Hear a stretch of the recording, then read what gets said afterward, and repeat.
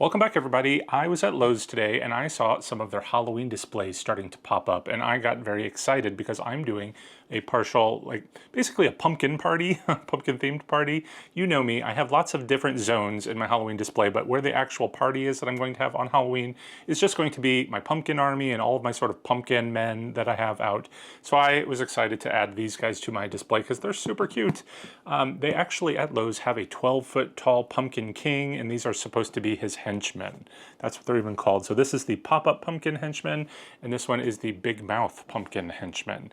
So if you are interested in either of these or any Halloween Lowe's products or any Lowe's products in general, use the affiliate link in the description of this video below. It will help support the channel. It gives me a commission on everything you purchase. So if you want to go and pick it up in the store, you can even click on the link, pre-buy it, go pick it up. And again, it just helps support the channel. These I did purchase myself. They weren't sent to me by Lowe's or anything. So this is going to be my honest opinion on what these are. And I'm hoping that they're going to be a great addition to the display because I love the way they look. They're so cute. Even the Lowe's associates who are helping me, because this is so early for Lowe's, they had to actually pull them out of the back.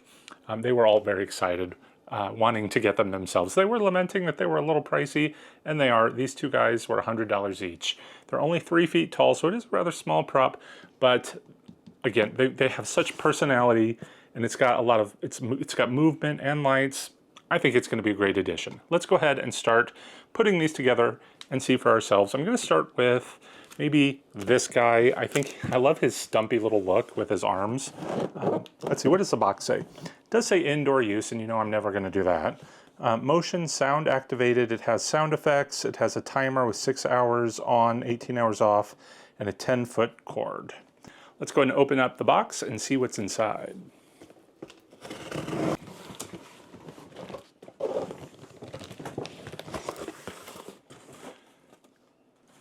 This is what we've got inside the box. We have a couple of arms. I love the sculpting on these. They have that sort of viney sort of pumpkin stem look. They are awesome, and that's actually what makes me kind of want that big 12-foot one.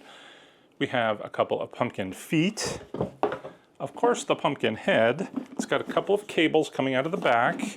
It does look like there is, I don't know, an indent in the back for something. I don't know if we're going to screw something on there, but I don't love that it's not, you know, fully reversible. Looks like this is the body with its cloak and the base, which is zip tied together. We're going to have to open that up here in a moment. We have that 10-foot power cord, instructions, and this little bag of screws, and there's some sort of like screw knob thing here. I'm not loving this. I don't like props that are going to have to require assembly. That makes me a little nervous. Let's get this guy together. I am looking through the instructions. There are 12 steps, and I don't know if you can see that, but it's like a novel. They write like a paragraph of instructions for each step, so this might take us a while. Step 1 is to put the base together. So it is zip tied, so the parts stay together. Let's go ahead and clip that open. And then the 2 base pieces just push together. And this has the little push pin connectors. So this part's at least going to be easy, you'd think. Now this is interesting as well. On the box here, instead of like a turn knob, we've got some buttons.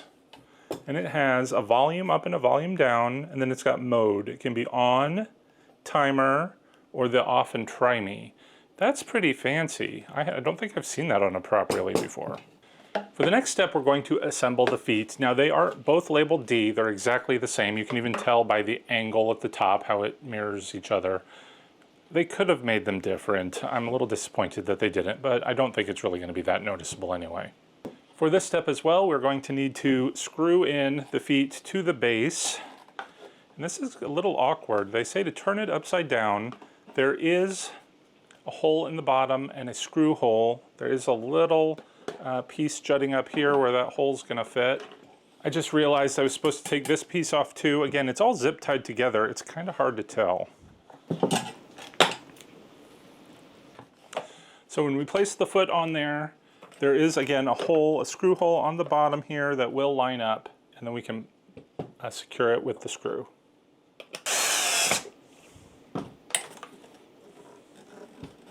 A second foot.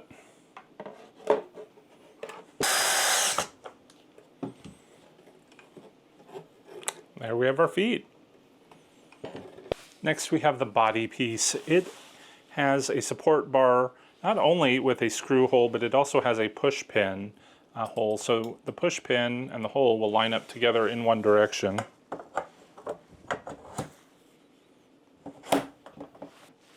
If we lift up his smock here, there are a couple of slots here where we are going to put that waistband piece we just took off the base right into, like so.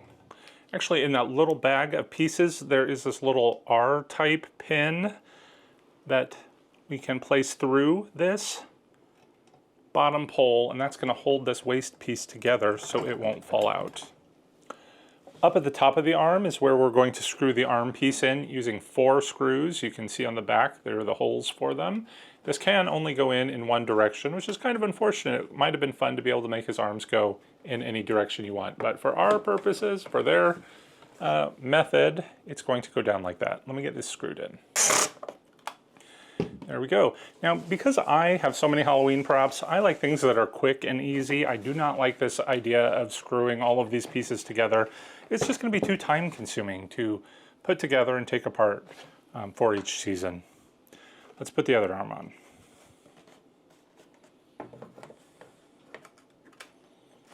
It's coming together. Look at those beefy, muscly arms. So there is some Velcro at the top of each of them, and we can connect his smock to the arm.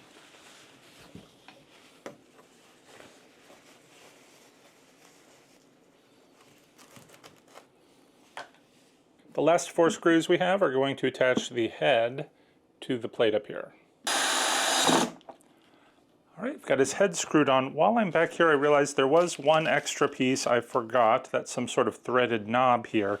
And remember that hole that we saw on the back? This is where this is going to go to hold the body piece to the base piece. With that in place, I do think the last thing we're going to need to do before plugging them in is connect these cables. You're going to want to make sure these cables go down as close as possible to the head, otherwise it's not going to reach the cables at the bottom. They just twist together. There's one that has a 4-pin, one that has a 3-pin, so it should be pretty easy to get them together. And then we have our cable, which will plug into the back as well.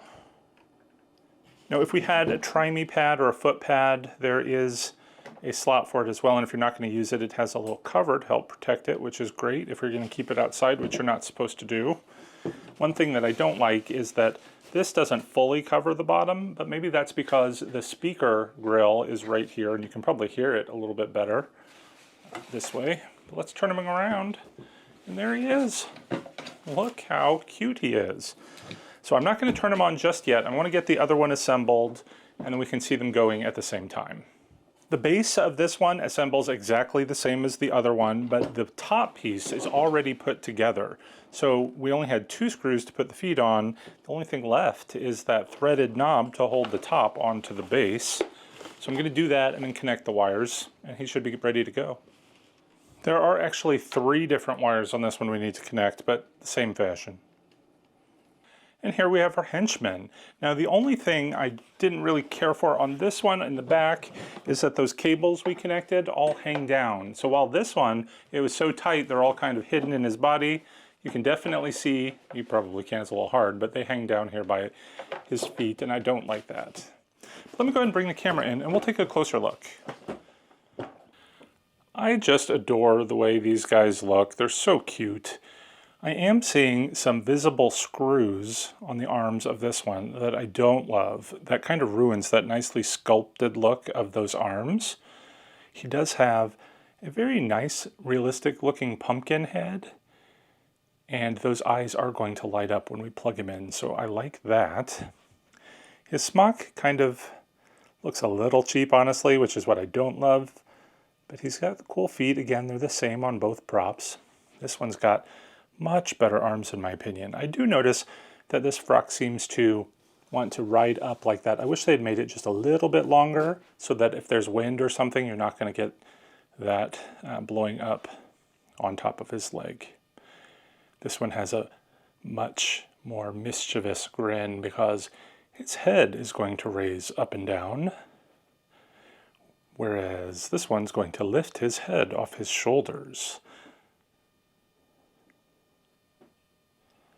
It's time to see them in action. I've gone ahead and plugged them in and left them on the timer mode. So with the timer mode, it actually only has the LED light function. So if you wanted to leave it as a visual prop with lights and no motion, you want to put it on that for the timer. Otherwise, you have the step pad try me button, or you can turn it on where it will actually do its thing. So let's go ahead and switch this one to on and see what happens.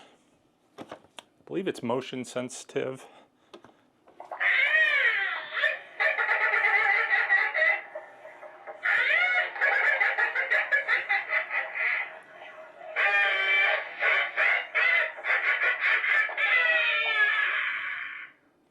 It's super loud. Thank goodness it has that volume button. Let's turn the volume down. Ah, there we go. So that's, we can turn the volume off, and that's creepy. And now I can see why one of my complaints was I had those visual screws, but that's actually where it's going to hinge so it can lift up and down and actually make that arm move. Let's turn this one on and see what he does.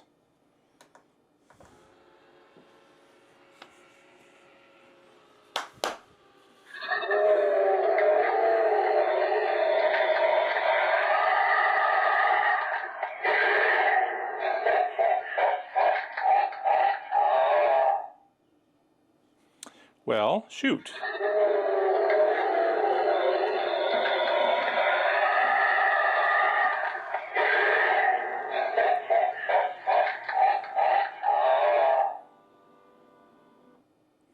All right, that was a little concerning. I don't know why its mouth didn't come down the first time. Is it supposed to do that?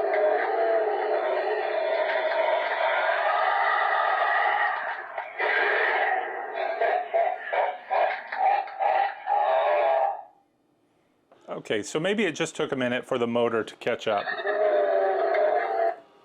Turn the volume down on that, and there we go.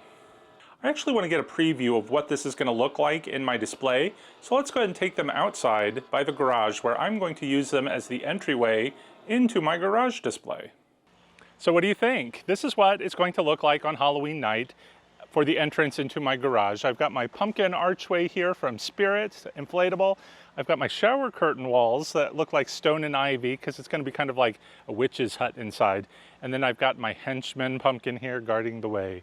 The only thing I think I'm going to do different is I'm going to put green creepy cloth on the tables to kind of make it look like it's a little bit more of ground cover and some ivy. And then I'll have some more pumpkin decor again all around, including that wall over there. It's going to be just a pumpkin explosion.